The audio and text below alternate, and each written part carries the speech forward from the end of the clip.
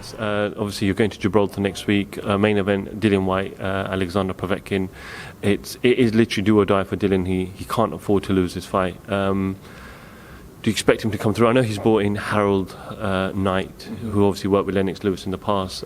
But is one camp enough when you bring in someone new to kind of develop and kind of use their ideas to develop your plans for this rematch? I think he's probably just brought Harold Knight in as experience, because when you go into fights like this for him against Povetkin, this is like a do or die fight for him, really. Like, if he loses, he's probably got nowhere to go if he loses, and if he wins, he bounces straight back into like the world title mix. So this is a fight that he can't make any mistakes, and if you look at his training camp, he's training in Portugal. He's probably brought Harold Knight in as experience. He's kept his own trainer that he used for the last fight, and he's probably brought him because where Harold Knight's been around big world title fights, Lennox Lewis. It's just little things that he'll be saying to him in the gym, little tips he'll be saying, little things that he can see. Because what you got to realise, when you've been a trainer for as long as Harold Knight's been, or you're experienced trainer that's been around boxing for a long time, it's not always about getting into the ring, doing pad works, doing bag work. It's about the experience that a trainer's picked up over the course of the years, about how many big massive fights he's been involved in, about little things that he sees, about things outside the ring, knowledge that an older man can give a young fighter. Do you know what I mean?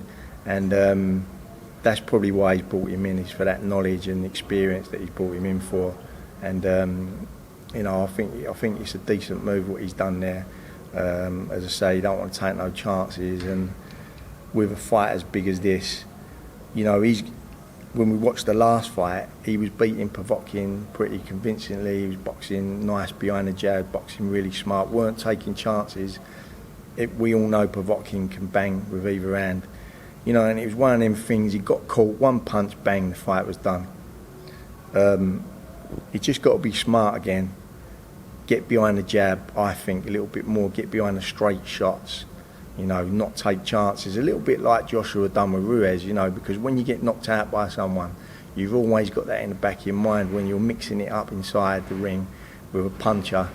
You've been knocked out before, you just got to be on it like 110%, concentration levels really high.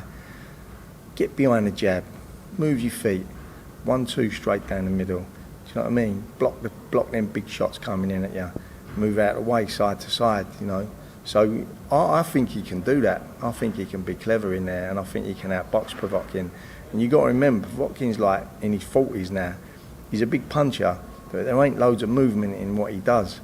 And if you stand in front of him, he's going to knock you out. But if you box him smart and move side to side with your feet, feints, as I say, straight shots down the middle, you can win this fight. He can win it, and then push yourself on into that big world title mix where he was standing before he fought him last time.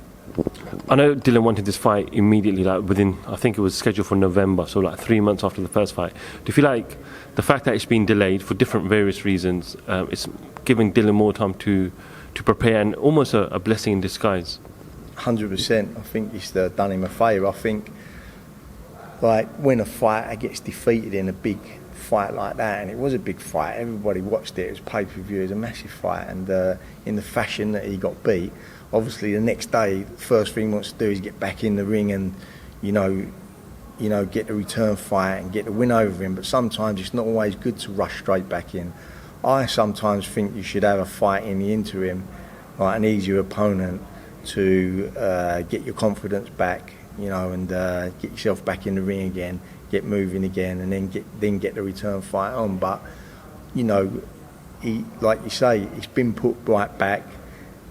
He's probably done loads of sparring. He was in camp for the fight, return fight earlier on, and now I think it's done him a favour. He's probably had a little rest, come back into training, back sparring again. I think it probably done him a favour, and he's probably in better shape mentally and physically, as he would have.